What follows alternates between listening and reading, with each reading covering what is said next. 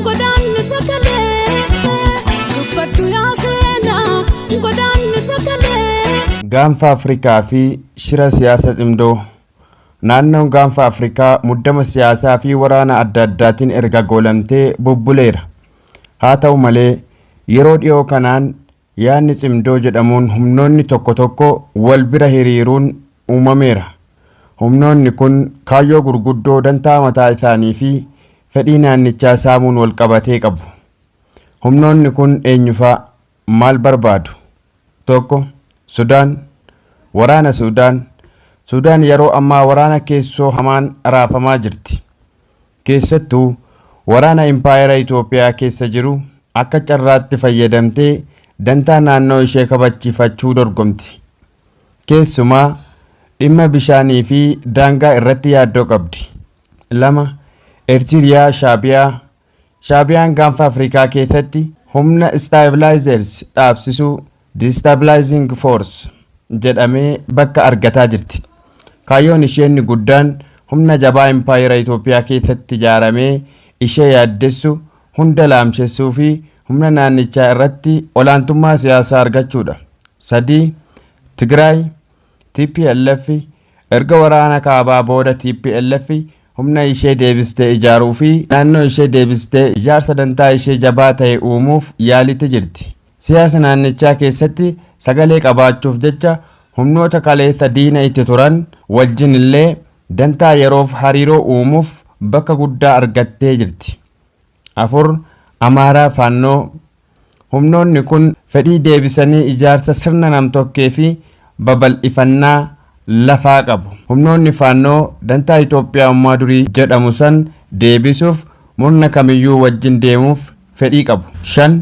Murni ABO waboo murna marii malee kan deeman sababaa dhiibbaa siyaasaa fi kufaatii adda addaatiin humnoonni dantaa Oromoo qabanna jedhanii dhimma marii tokkummaa waboo fi ummataa osoo hin mirkaneessin tarsiimoo fi dantaa yeroof jecha gama kanaan deemuutti jiru. Kun immoo qabsoo Oromoo laamshessuuf carraa ta'a. 6. Masrii, Ejiptii duubaan kan jirtu. Masriin ijoo dhimma bishaan Naayil Abbaa irratti dantaa qabdi. Hidha haaromsa impaayera Itoophiyaa laamshessuuf yookaan mootummaa impaayera Itoophiyaa dhiibbaa jala galchuuf humnoota naannoo sanaa keessaa fincilanii wal falman hunda duubaan maallaqa meeshaan deeggaruun dantaa isheeti. Humnoonni kun maal barbaadu? The core intention. Oromoo laamshessuu fi saamicha Oromiyaa. Dacheen Oromiyaa handhuura qabeenya lafaa fi bishaaniiti. Humnoonni kun hundi dantaa mataa isaanii guuttachuuf dachee Oromiyaa irratti olaantummaa argachuu qabeenya ishee saamuuf humna Oromoo dhabamsiisuu barbaadu.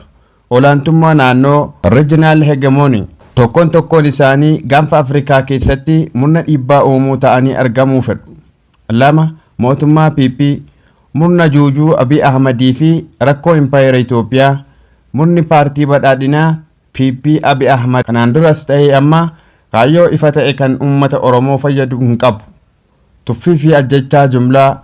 Mootummaan PP maqaa Oromoo jedhu taappellaa qabatee yoo dhufeyyuu dhiiga saba Oromoo dhangala'eef itti gaafatamaadha. Lafa Oromiyaa keessatti ajjechaan jumlaa, hidhaanii fi gidiraan uummata irratti raawwatamaa jira. Filannoo sobaa fi barritti gubate.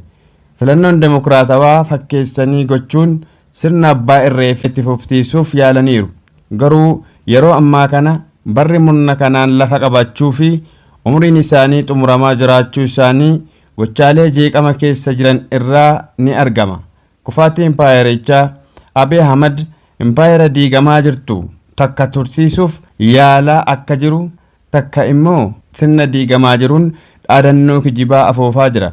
Siyaasni isaa ita bittoota durii gammachiisuus kan ammaa ijaaruus dadhabee gidduutti rarra'ee jira.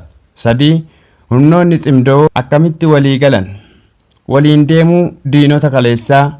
Kun gaaffii baay'ee qaaccessaa barbaadudha. Lubbuun itti badee daangaa wal weeraranii akkamitti walii galu? Siyaasa keessa diinni diina kootii fira kooti. The enemy of my enemy is my friend kan jedhutu jira. Sudaanii fi Amaaraa. Dhimma Alfashagaa. Sudaan jechi Alfashagaa kan kanaan dura qotee bulaan Amaaraa irra jiru humnaan qabattee jirti. humnoonni faannoo Amaaraa kana irratti quuqama qabu.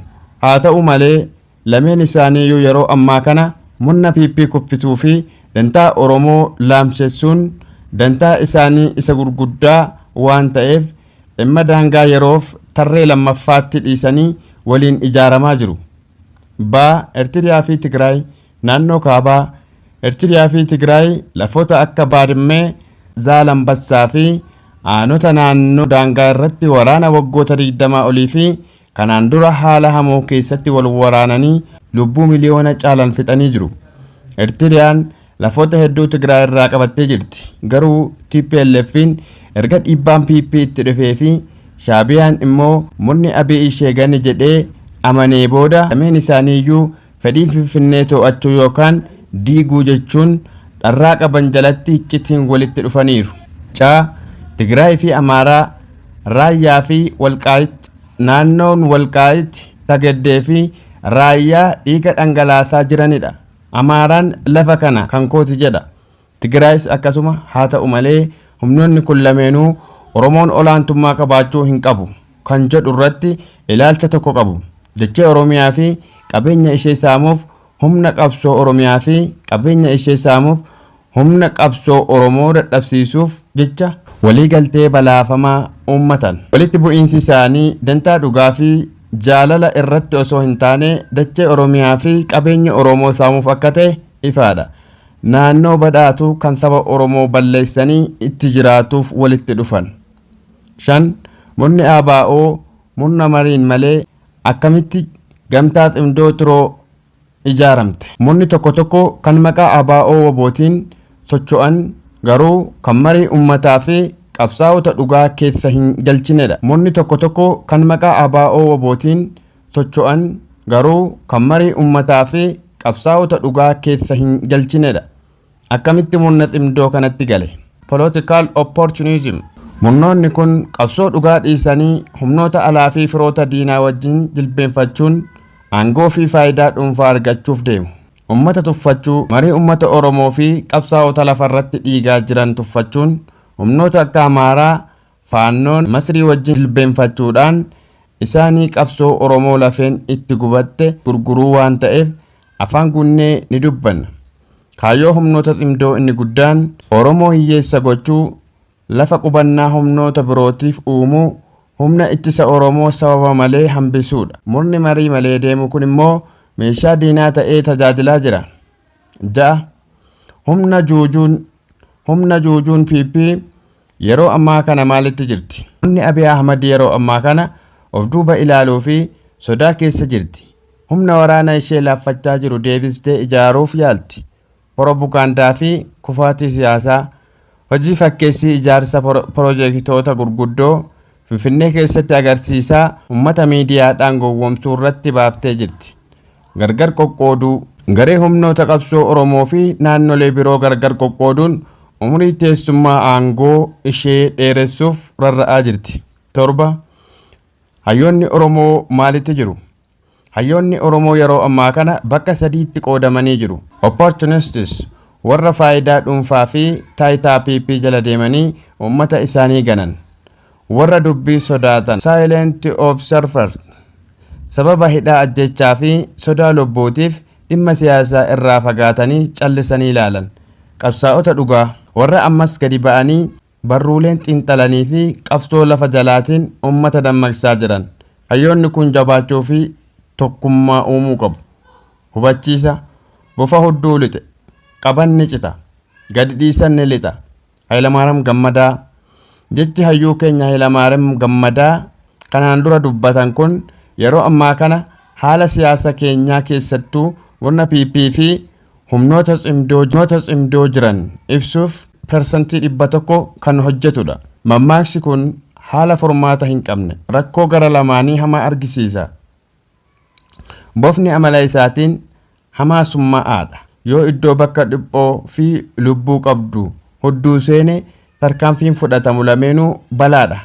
Qabanni cita.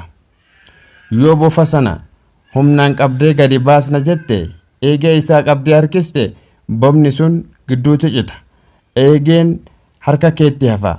Mataan isaa summaa'aan sun mataan isaa summaa'an sun immoo qaama kee keessatti hafee summii isaatiin si ajjeesa. Gadi dhiisan ni lixa. Immoo yoo sodaatte gadi dhiiste gadi lixee qaama kee hunda summeessee lubbuu kee gaaga'ama geessisa.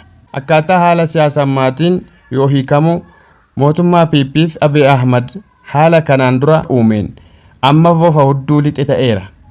Waraana gadi dhiisee nagaan buusa yoo jedhe aangoo isaa gadi dhiisa ni lixa. Humnaan itti fufa yoo jedhe waraanni sabaa fi kufaatii biyyattii diiga ni cita. Furmaata hin qaban rarra'anii jiru. Humnoota ximdoo